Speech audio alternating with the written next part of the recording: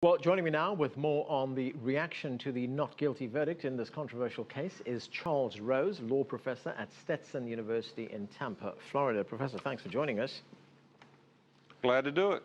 When we look at coverage of this case, and of course it's been covered wall to wall on American television over the past few weeks, there's always been a heavy racial undercurrent in the trial all the time. Was this perhaps inevitable when we look at the fact that the accused, George Zimmerman, was being referred to as white all the time, although he's Hispanic, and the victim was a black teenager?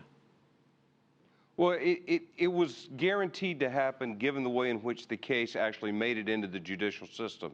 It came about because of an outpouring of interest on the part of citizens, so race in the mind of the American public was the key issue for this trial. Unfortunately, that was not the issue within the walls of the courtroom. To what extent did the media frame this as a sort of racial courtroom battle? I mean, it appeared to have served their purpose in that regard because people watched this trial all the time. They sold an awful lot of potato chips by talking about it that way.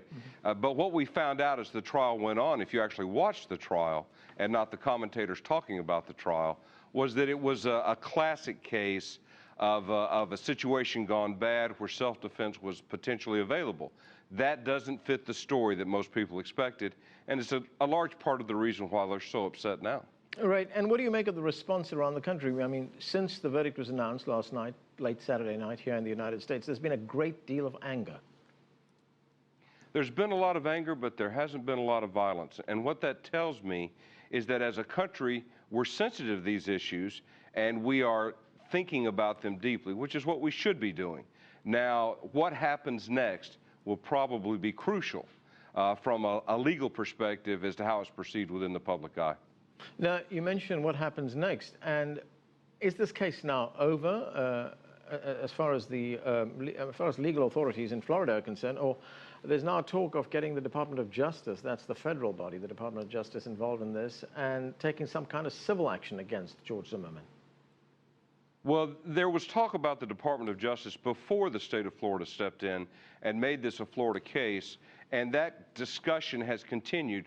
But you have to remember, that's normally done when it's an actor of the state who was involved in the civil rights violation. Think of Rodney King, for example, where we had the police officers involved. Here we have a private citizen who's part of a volunteer organization trying to police his own community. It's going to be very hard to get a federal judge to buy into the idea that this should apply, that they should apply the federal law. They can try, but they would be taking a step further than they've gone before.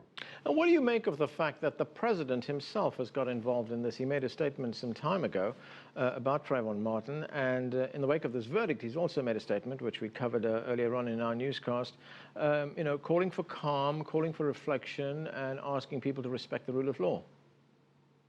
He's doing exactly what you would expect not only a president, but perhaps a former law professor to do, to try to bring folks back to the center thing from an American perspective, which is this fidelity to the rule of law. It's sort of the thing that binds a nation of immigrants together. At the same time, he's making a plea about gun violence and about self-defense laws, which is really the issue that has gotten lost in all of this coverage.